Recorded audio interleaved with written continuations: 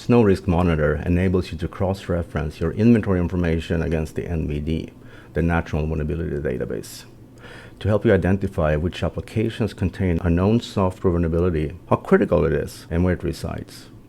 With this knowledge, businesses know where to focus their efforts on remediation. Let's see how we do it. The landing page provides a high-level view over total number of vulnerabilities, devices, applications, and users.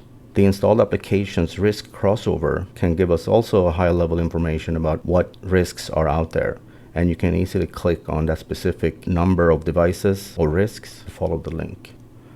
On the right-hand side, you have additional filters. The filters change depending on the category you select on the left-hand side. So let's take a look at the vulnerability exposure. This shows us details about the number of vulnerabilities, devices, and device type, and also the vulnerabilities per base score. From here, we also have the option to search and filter for specific information. I'm going to select a specific CVE ID, and from here, all the charts are changing based on the selection I just made. On the bottom right here, we see the vulnerable devices. From here, I can right-click and drill through to see devices that contain that specific vulnerability.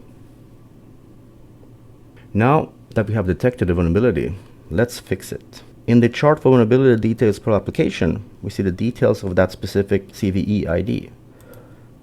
I can drill through and look for vulnerability reference. And here we see information about the CVE ID, what potential risk it contains, and also a link to a URL for the reference. Snow Risk Monitor enables companies to cross-reference their application information against manufacturer, end of life, end of support, and end of extended support metadata. Let's see how to take full advantage of this information. Let's take a look at Application Lifecycle Dashboard. We use this dashboard to get an overview of the life cycles of the applications in your IT estate. This view helps to identify applications that have reached end of support and therefore should be upgraded or removed, or monitor applications that are about to go out of support so they can be upgraded as a preventative measure. Now we are looking at the end of support option. This dashboard will show information about applications in your IT estate with known end of support dates.